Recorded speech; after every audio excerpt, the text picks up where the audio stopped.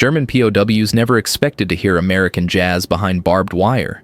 To men who had flown for the Luftwaffe, the music of Duke Ellington or Count Basie belonged to the enemy, outlawed, corrupt, and un-German. Yet, in the still chill of an early Michigan morning in 1944, that forbidden rhythm poured from a camp radio and froze every man in place. For a moment, the war stopped. The horns, the swing, the soft crackle of vinyl. It sounded nothing like the propaganda back home had promised.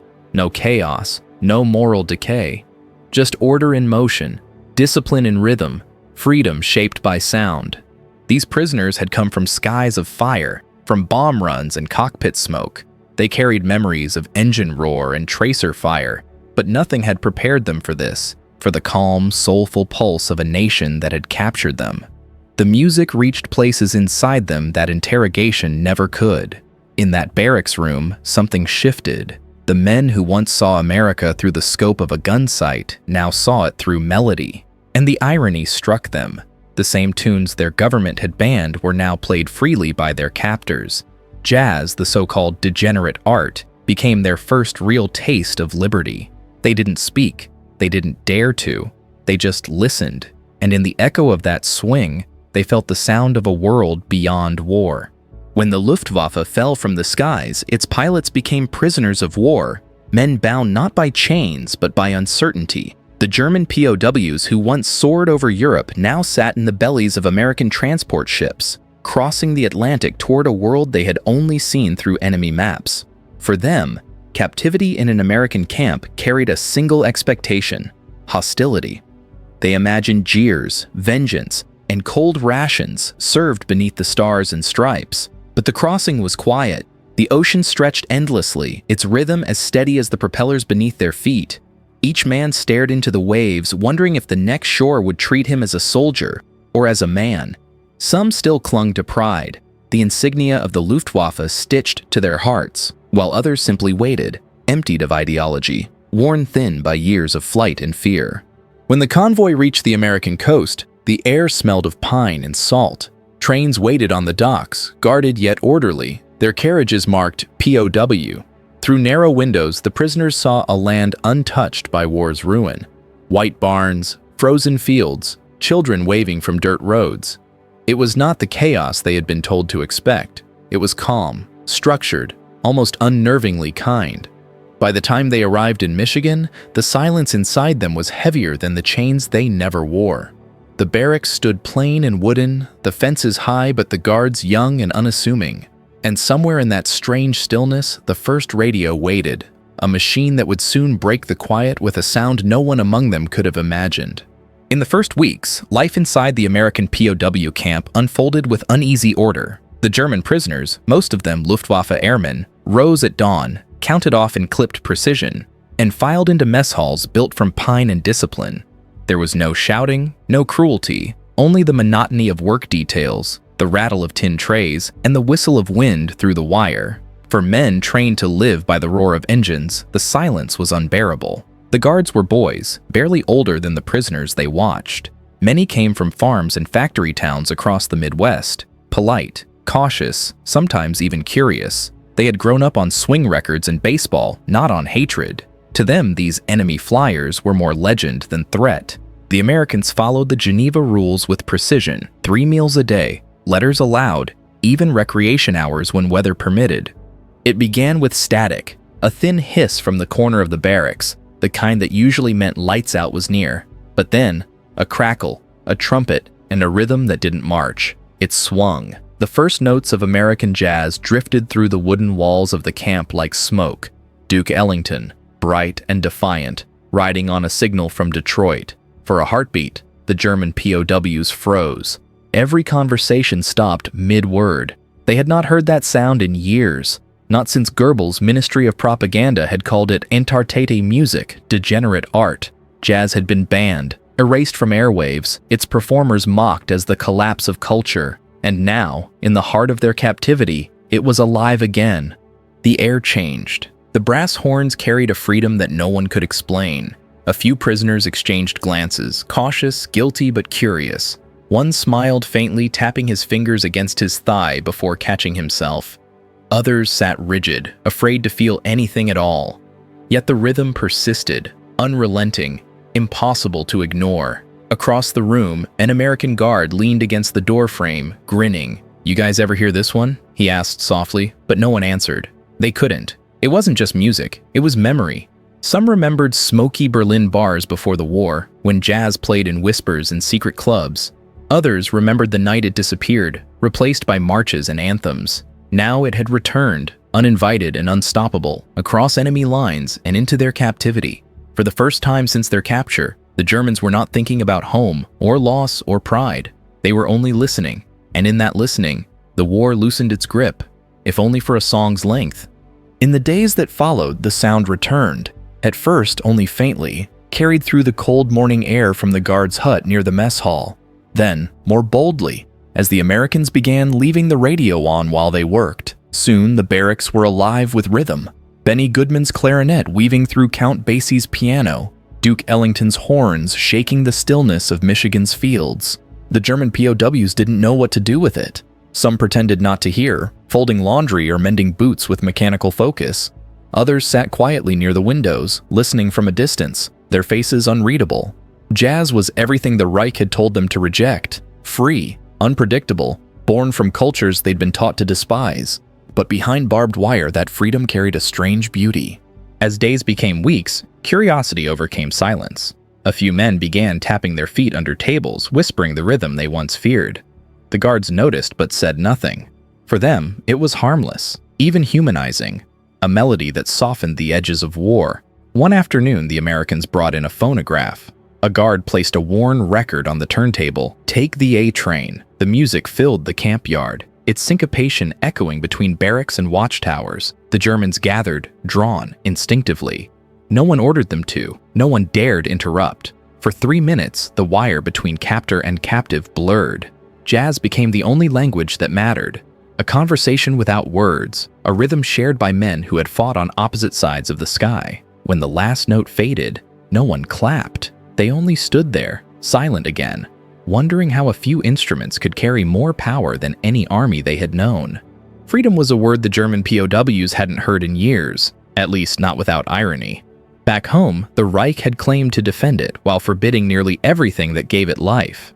Books were burned, art was censored, and jazz, that wild, unpredictable pulse, was branded an infection. Yet here, in an American prison camp, freedom came through the airwaves each night, dressed in brass and rhythm. The irony was unbearable and beautiful. The same nation that had captured them now handed them what their own leaders had stolen: choice, the right to listen, to feel, to think without permission. For many, it was the first time they'd been trusted with their own silence. No officer barking orders, no slogans, just sound.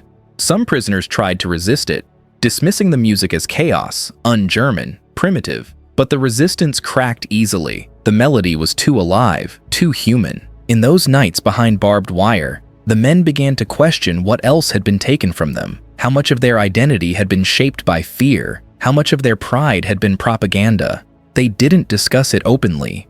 They couldn't, but the change was visible. In the way they walked to roll call, in how their voices softened when the radio came on. Jazz was doing something no interrogator could. It was untangling them from the ideology that had bound them tighter than any fence. The camp, once defined by silence and suspicion, began to hum with quiet rhythm. Freedom, they realized, was not always a door opening. Sometimes it was a song that slipped through the cracks, reminding them that the world outside still moved, still improvised, still breathed. As the summer of 1944 unfolded, something unexpected grew between the guards and the German POWs. Not friendship, but understanding. The music had built a bridge where orders once stood. The Americans, most barely out of their teens, began to see the enemy not as a uniform, but as men. Mechanics, students, musicians, who once dreamed of flying, not fighting. The guards shared cigarettes through the fence. They swapped words, teaching each other fragments of English and German, laughing at the mistakes. Some even lent books: Steinbeck, Hemingway, paper worlds that smelled of ink and rain. The Germans read quietly, their fingers tracing the pages like contraband freedom. And every evening the music played. The radio's glow turned the barracks into something almost sacred. Jazz became their truce, a neutral territory where no one needed to win. The Americans listened for the rhythm, the Germans listened for the meaning. One guard recalled later that the camp seemed to breathe in sync when Ellington played. Not all approved. A few officers worried that empathy might dull discipline, but even they couldn't deny the effect. The camp was calmer. The men worked harder. They smiled more. Music had succeeded where rules never could. For the Germans, the fence no longer marked the border between captivity and freedom. It marked the space where both could coexist. They were still prisoners, but something inside them had shifted. Behind the wire, they found a small piece of humanity, untouched by ideology or war. When the trumpet rose at dusk, echoing through the Michigan pines, they didn't hear their captors. They heard possibility, the fragile rhythm of men beginning, quietly, to understand one another. By late summer, the rhythm of American jazz had taken root in the camp. What began as tentative tapping of boots and fingers grew into something more deliberate. The German POWs, inspired by the broadcasts and their memories of pre-war music, began forming an informal ensemble. They called themselves Die Rhythmiker, a name whispered with pride behind the barracks walls. With ingenuity born of scarcity, they fashioned instruments from what they could find. Buckets became drums, wires became strings, and old tin cans held the resonance of brass. Sheet music arrived in secret parcels from sympathetic guards, or was painstakingly copied by hand from memory. And when the records played, the prisoners listened, learning, practicing, refining, until the melodies emerged not as mimicry, but as mastery. The music was more than entertainment. It became a declaration, subtle but powerful. Despite captivity, despite ideology, they could create, improvise, and collaborate. The swing rhythms that once carried warnings of moral decay now pulsed with life, marking time in a world reduced to barbed wire and wooden bunks. Evenings became performances. Though no applause punctuated the notes, the men found their audience in each other, listening, nodding, tapping in silent synchronization. The radio and their instruments together transformed the camp, turning it from a place of confinement into a temporary sanctuary. Through this music, the German POWs discovered something unexpected, the capacity to reclaim a piece of themselves. The very sound that once defined their enemy had become a tool of personal liberation, a rhythm that reminded them of human creativity, resilience, and the strange paradox that even in captivity, freedom could be found. By spring of 1945, the world beyond the fences had changed. Across Europe, cities lay in ruins, armies surrendered, and the Reich that had once dictated fear and ideology collapsed. In the POW camp, German prisoners sensed the shift even before official word arrived. Rumors spread quietly. The war was ending, Germany was falling, and soon, the gates that had confined them would open. But the war's end did not erase the months spent behind barbed wire. The rhythm of jazz, which had quietly reshaped their days, remained a constant. Guards left the radio on for longer hours, sometimes lending the prisoners their own records. Duke Ellington, Count Basie, Benny Goodman. The music that had startled and silenced them in the beginning now sounded like a companion, a witness to their survival. When news of surrender reached the camp, the men reacted in subdued relief. Some wept quietly, others stared through the wire at the distant horizon. There were no celebrations, no cheering. Only the soft pulse of music continuing as if to mark the passage from war to peace. For the Luftwaffe men, it was both an ending and a beginning. They began to prepare to return home, to the cities and towns scarred by conflict. Yet they carried with them something the war could not destroy, the memory of jazz behind barbed wire. A music once forbidden, once condemned, had taught them a small, quiet lesson about freedom, about choice, expression, and the persistence of humanity even in captivity. As the gates opened and they stepped into a world forever changed, the first notes of swing seemed to linger in their minds. The war had ended, but the rhythm remained. It would travel with them, across oceans and borders, into a post-war life that had once seemed unimaginable. In the years that followed, the story of German POWs and American jazz remained largely untold, a quiet chapter in a world of headlines and treaties. Yet for those who had lived it, the memory lingered with clarity. Behind the fences, amidst the monotony and fear, they had discovered a sound that transcended ideology. Jazz, once banned as degenerate, had become a bridge between captor and captive, a rhythm that reminded them of life beyond conflict. The music carried lessons deeper than any lecture or punishment. It taught patience, improvisation, and the subtle power of shared experience. It reminded the prisoners that humanity existed even in the most unlikely places, that freedom could be felt even when the body was confined. For many, the first notes they heard in that barracks would stay with them forever, a soundtrack to reflection, release, and reconciliation. As they returned to Germany, some brought with them instruments, records, and the desire to play.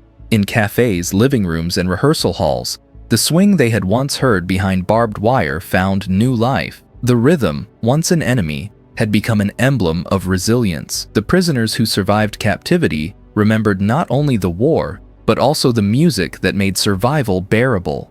History often measures victory in borders and treaties, in machines and armies, but sometimes it lives in a single trumpet note, a piano riff, or a drum beat that slips between the fences of a prison camp. For the German POWs who heard American jazz in 1944, freedom began not with the gates opening, but with the sound of a melody carried across wires, unyielding, defiant, and alive.